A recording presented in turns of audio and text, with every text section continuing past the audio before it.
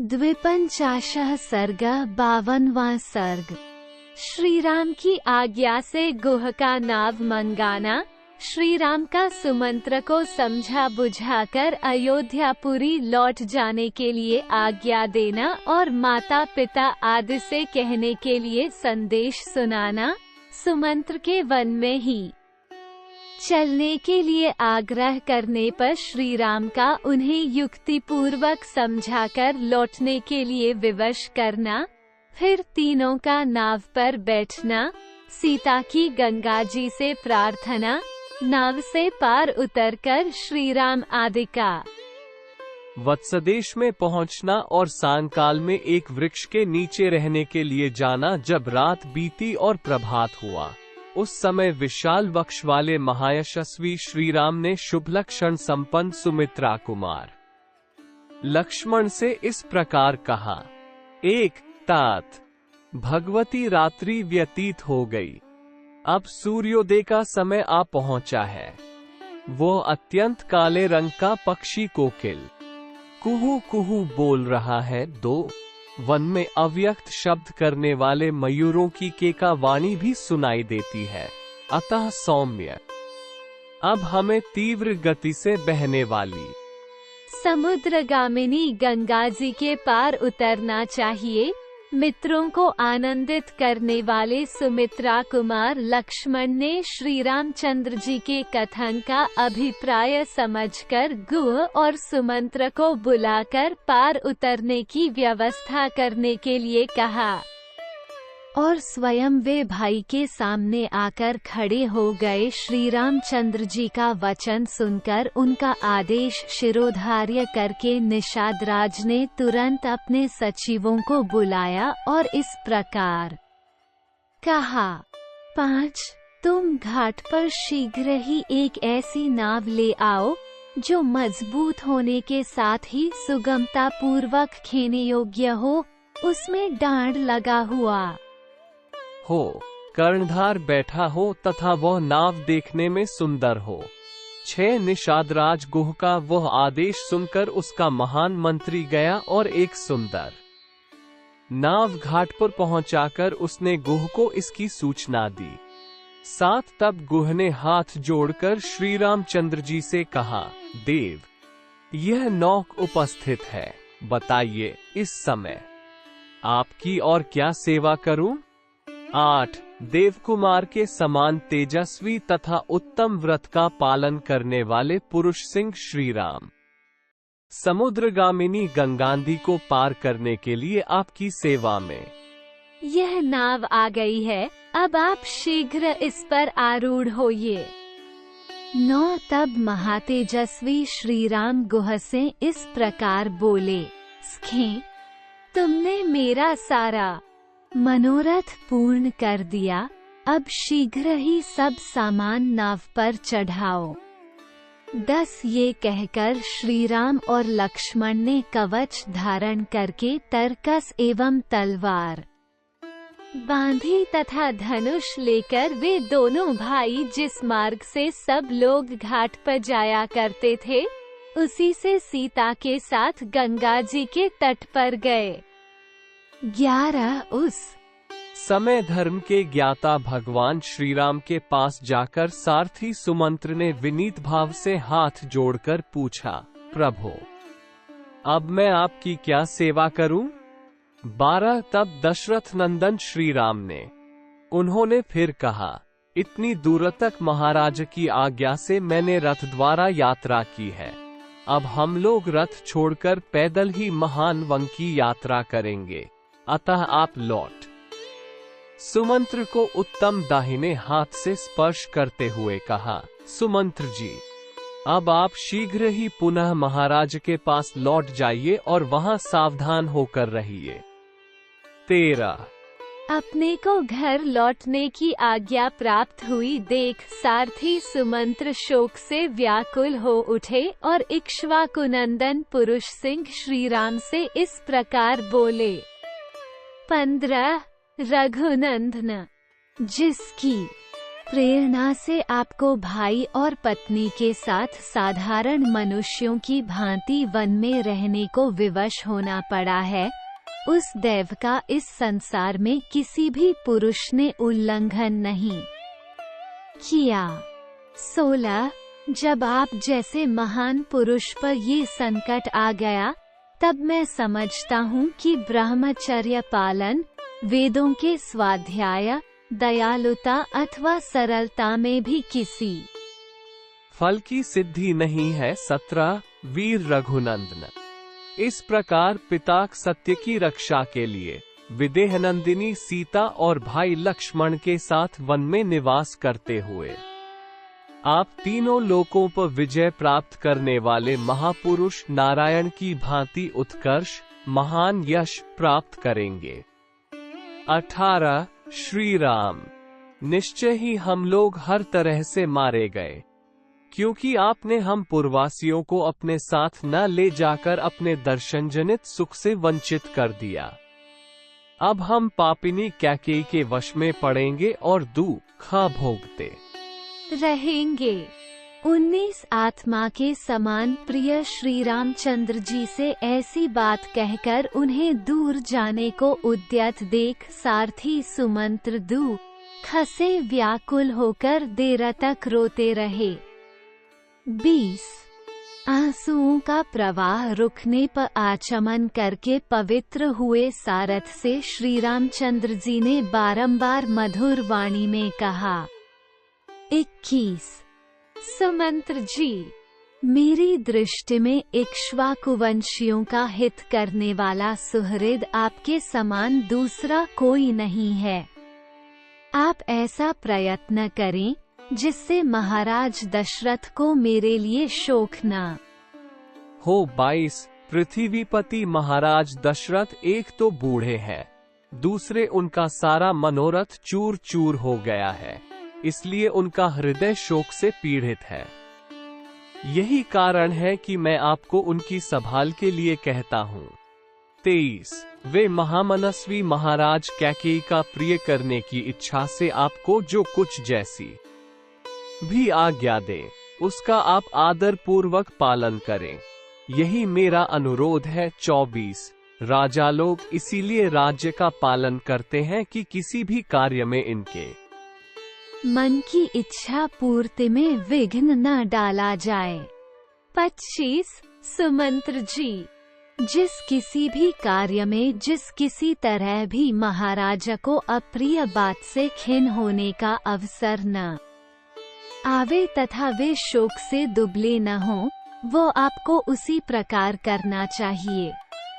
26 जिन्होंने कभी दुख नहीं देखा है, उन आर्य, जितेंद्रिय और वृद्ध महाराजा को मेरी ओर से प्रणाम करके यह बात कहिएगा। 27 हम लोग अयोध्या से निकल गए अथवा हमें वन में रहना पड़ेगा, इस बात को लेकर न तो मैं कभी शोक करता हूँ और न लक्ष्मण को ही इसका शोक है। 28 14 वर्ष समाप्त होने पर हम पुनः शीघ्र ही लौट आएंगे और उस समय आप मुझे, लक्ष्मण को और सीता को भी फिर देखेंगे। 29 सुमंत्र जी, महाराज से ऐसा कहकर आप मेरी माता से, उनके साथ बैठी हुई अन्य देवियों माताओं से तथा कैकेयी से भी बारंबार मेरा कुशल समाचार कहिएगा। 30 माता कौसल्या से कहिएगा कि तुम्हारा पुत्र स्वस्थ एवं प्रसन्न है। इसके बाद सीता की ओर से, मुझ ज्येष्ठ पुत्र की ओर से तथा लक्ष्मण की ओर से भी माता की चरण वंदना कह दीजिएगा। 31 तदनंतर मेरी ओर से महाराजा से भी यह निवेदन कीजिएगा कि आप भरत को शीघ्र ही बुलवा लें और जब वे आ जाएं, तब अपने अभीष्ट युवराज पद पर उनका अभिषेक कर दें। 32 भरत को छाती से लगाकर और युवराज के पद पर अभिषिक्त करके आपको हम लोगों के वियोग से होने वाला दुख दबा नहीं सकेगा। 33। तुम्हारी दृष्टि में कैकेयी का जो स्थान है वही समान रूप से सुमित्रा और मेरी माता कौशल्या का भी होना उचित है। इन सब में कोई अंतर न रखना। 35। भरत से भी हमारा ये संदेश कह दीजिएगा कि महाराज के प्रति जैसा तुम्हारा बर्ताव है वैसा ही समान रूप से सभी माताओं के प्रति होना चाहिए। 34। पिताजी का प्रिय करने की इच्छा से युवराज पद को स्वीकार करके यदि तुम राजकाज की देखभाल करते रहोगे तो इहलोक और परलोक में सदा ही सुख पाओगे। श्री रामचंद्र जी ने सुमंत्र को लौटाते हुए जब इस प्रकार समझाया तब उनकी सारी बातें सुनकर वे श्री राम से स्नेहपूर्वक बोले। 37। तात सेवक का स्वामी के प्रति जो सत्कारपूर्ण बर्ताव होना चाहिए उसका यदि मैं आपसे बात करते समय पालन न कर सकूं, यदि मेरे मुख से स्नेहवश कोई धृष्टतापूर्ण बात निकल जाए तो यह मेरा भक्त है ऐसा समझकर आप मुझे क्षमा कीजिएगा। जो आपके वियोग से पुत्र शोक से आतुर हुई माता की भांति संतप्त हो रही है उस अयोध्यापुरी में मैं आपको साथ लिए बिना कैसे लौट कर जा सकूंगा।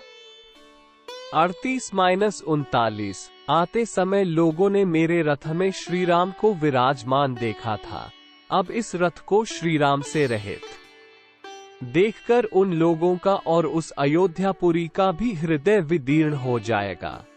40। जैसे युद्ध में अपने स्वामी वीर रथी के मारे जाने पर जिसमें केवल सारथी शेष रह गया हो ऐसे रथ को देखकर उसकी अपनी सेना अत्यंत दयनीय अवस्था में पड़ जाती है, उसी प्रकार मेरे इस रथ को आपसे सूना देखकर सारी अयोध्या नगरी दीन दशा को प्राप्त हो जाएगी। 41। आप दूर रहकर भी प्रजा के हृदय में निवास करने के कारण सदा उसके सामने ही खड़े रहते हैं। निश्चय ही इस समय प्रजावर्ग के सब लोगों ने आपका ही चिंतन करते हुए खाना पीना छोड़ दिया होगा। 42। श्री राम जिस समय आप वन को आने लगे उस समय आपके शोक से व्याकुलचित हुई प्रजा ने जैसा आर्तनाद एवं क्षोभ प्रकट किया था उसे तो आपने देखा ही था। 43। आपके अयोध्या से निकलते समय पूर्ववासियों ने जैसा आर्तनाद किया था, आपके बिना मुझे खाली रथ लिए लौटा देख वे उससे भी 100 गुना हाहाकार करेंगे। क्या मैं महारानी कौशल्या से जाकर कहूंगा कि मैंने आपके बेटे को मामा के घर पहुंचा दिया है? इसलिए आप संताप ना करें, ये बात प्रिय होने पर भी असत्य है, अतः ऐसा असत्य वचन भी मैं कभी नहीं कह सकता। फिर यह अप्रिय सत्य भी कैसे सुना सकूंगा कि मैं आपके पुत्र को वन में पहुंचा आया। 45-46। ये उत्तम घोड़े मेरी आज्ञा के अधीन रहकर आपके बंधुजनों का भार वहन करते हैं। आपके बंधुजनों से हीन रथ का ये वहन नहीं करते हैं। ऐसी दशा में आपसे सूने रथ को ये कैसे खींच सकेंगे? 47। अतः निष्पाप रघुनंदन, अब मैं आपके बिना अयोध्या लौटकर नहीं जा सकूंगा। मुझे भी वन में चलने की ही आज्ञा दीजिए।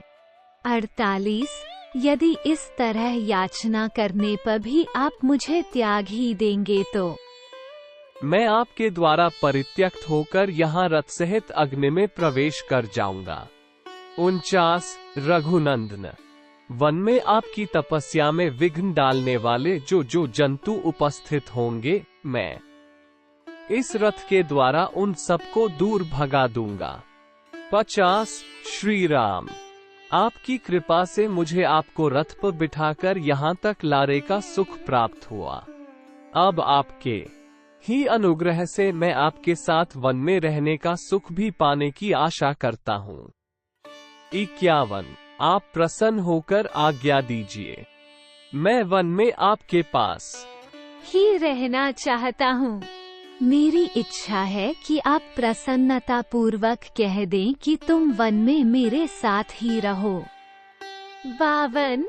वीर, ये घोड़े भी यदि वन में रहते समय आपकी सेवा करेंगे तो इन्हें परम गति की प्राप्ति होगी। 53। प्रभो, मैं वन में रहकर अपने सिर से, सारे शरीर से आपकी सेवा करूंगा और इस सुख के आगे अयोध्या तथा देवलोक का भी सर्वथा त्याग कर दूंगा, जैसे सदाचारहीन प्राणी इंद्र की राजधानी स्वर्ग में नहीं प्रवेश कर सकता, उसी प्रकार आपके बिना मैं अयोध्यापुरी में नहीं जा सकता।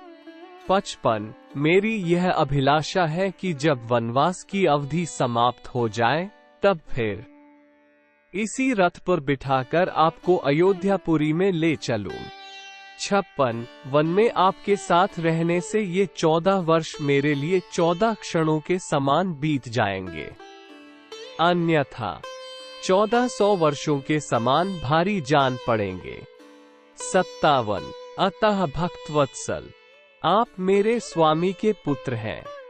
आप जिस पथ पर चल रहे हैं उसी पर आपकी सेवा के लिए साथ चलने को मैं भी तैयार खड़ा हूँ।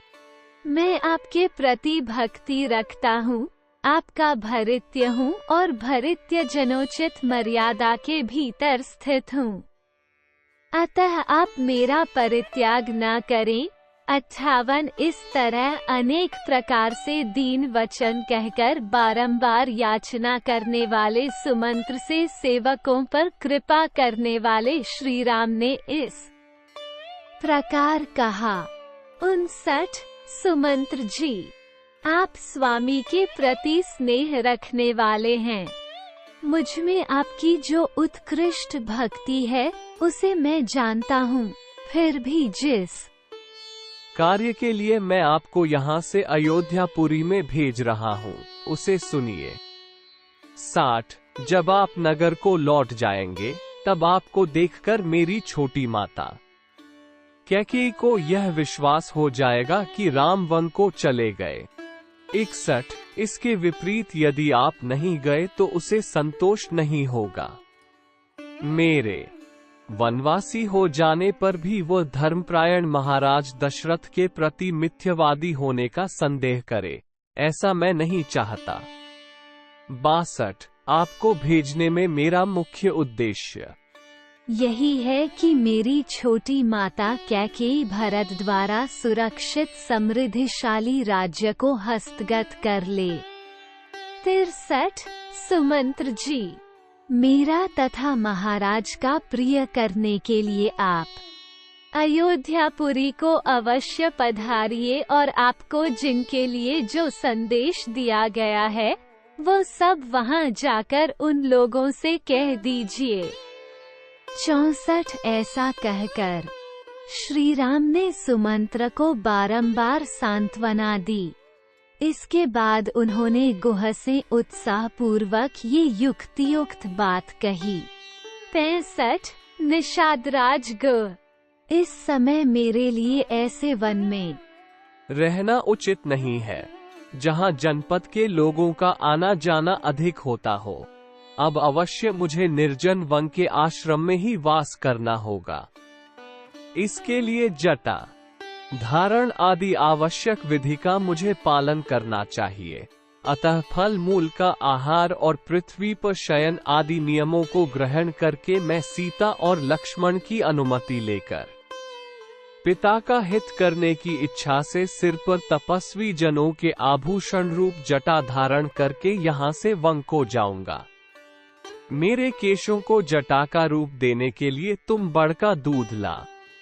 2। गुह ने तुरंत ही बड़का दूध लाकर श्री राम को दिया। 67-68 श्री राम ने उसके द्वारा लक्ष्मण की तथा अपनी जटाएं बनाईं। महाबाहु पुरुष सिंह श्रीराम तत्काल जटाधारी हो गए। 69 उस समय वे दोनों भाई श्रीराम लक्ष्मण वल्कल वस्त्र और जटामंडल धारण करके ऋषियों के समान शोभा पाने लगे। 70 तदनंतर वानप्रस्थ मार्ग का आश्रय लेकर लक्ष्मण सहित श्रीराम ने वानप्रस्थोचित व्रत को ग्रहण किया। तत्पश्चात वे अपने सहायक गुह से बोले, 71 निषादराज, तुम सेना, खजाना, किला और राज्य के विषय में सदा सावधान रहना, क्योंकि राज्य की रक्षा का काम बड़ा कठिन माना गया है। 72 गुह को इस प्रकार आज्ञा देकर उससे विदा ले। इक्ष्वाकु कुलनंदन श्री रामचंद्र जी पत्नी और लक्ष्मण के साथ तुरंत ही वहां से चल दिए। उस समय उनके चित्त में तनिक भी व्यग्रता नहीं थी।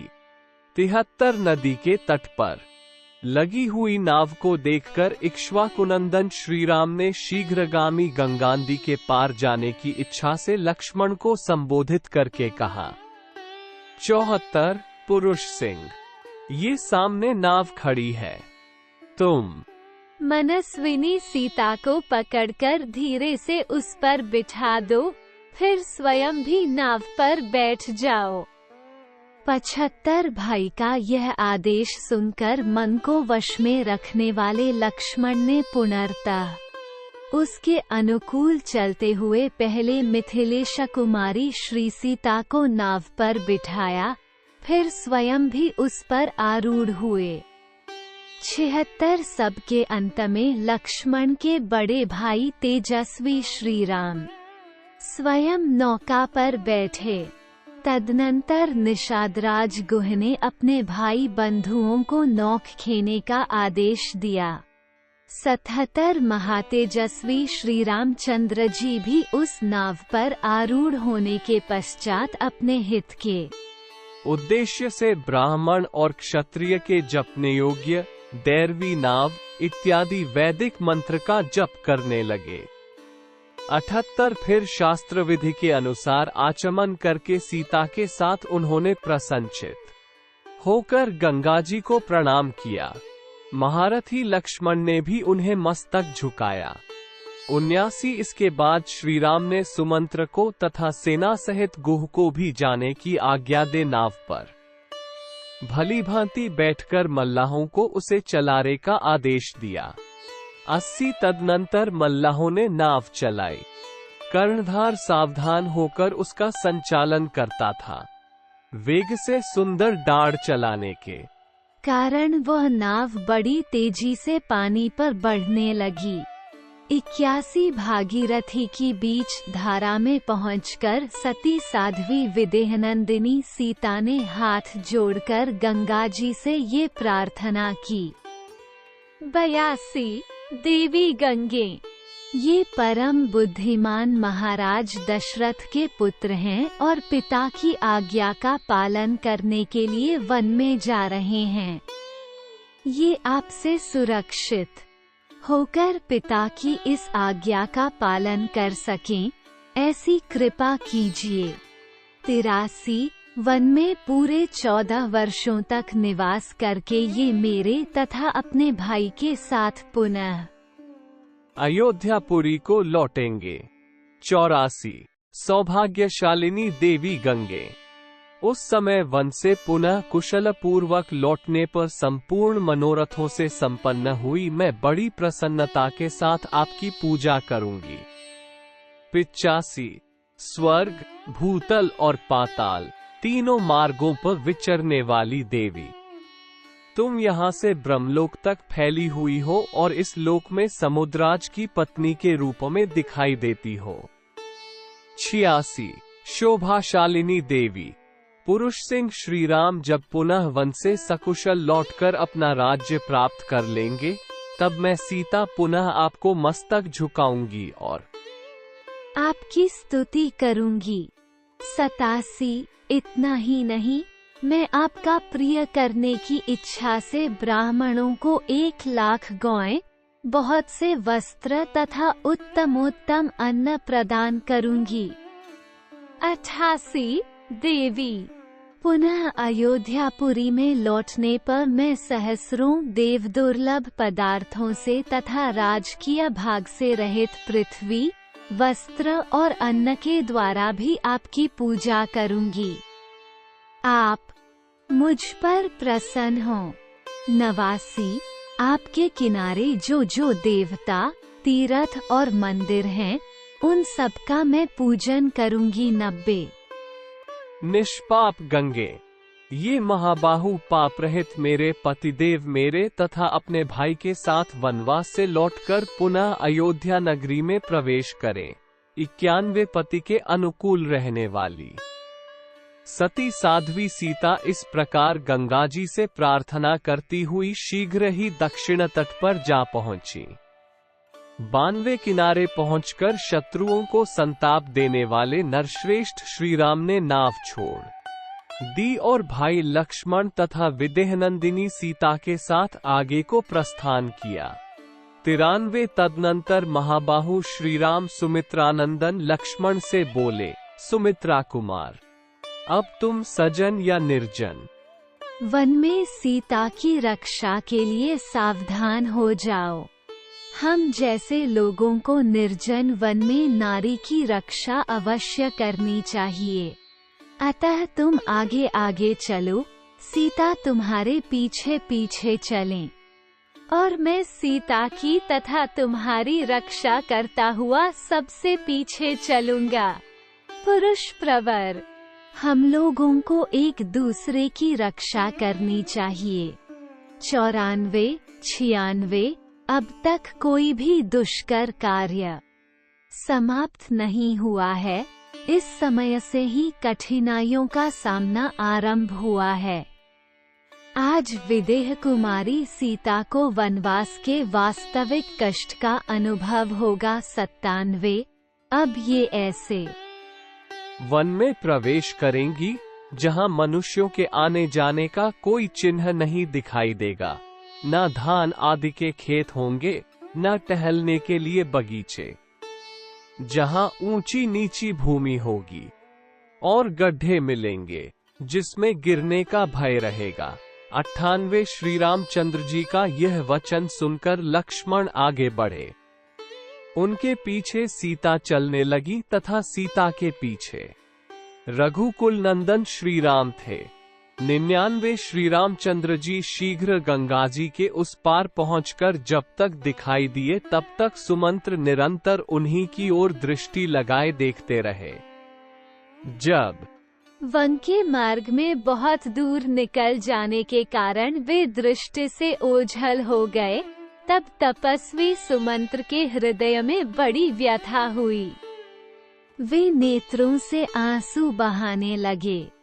100 लोकपालों के समान प्रभावशाली वरदायक महात्मा श्री राम महानदी गंगों को पार करके क्रमशः समृद्धिशाली वत्सदेश प्रयाग में जा पहुँचे, जो सुंदर धन धान्य से संपन्न था। वहाँ के लोग बड़े हृष्ट पुष्ट थे। 101 वहाँ उन दोनों भाइयों ने मृगया विनोद के लिए वराह, ऋष्य, पृषत और महारुरु, इन 4 महामृगों पर बाणों का प्रहार किया। तत्पश्चात जब उन्हें भूख लगी तब पवित्र कंद मूल आदि लेकर सायंकाल के समय ठहरने के लिए वे सीता जी के साथ एक वृक्ष के नीचे चले गए। 102 इत्यार्षे श्रीमद् रामायणे वाल्मीकि आदि काव्ये अयोध्या कांडे 52 सर्ग। इस प्रकार श्री वाल्मीकि निर्मित आर्ष रामायण आदि काव्य के अयोध्या कांड में 52वां सर्ग पूरा हुआ।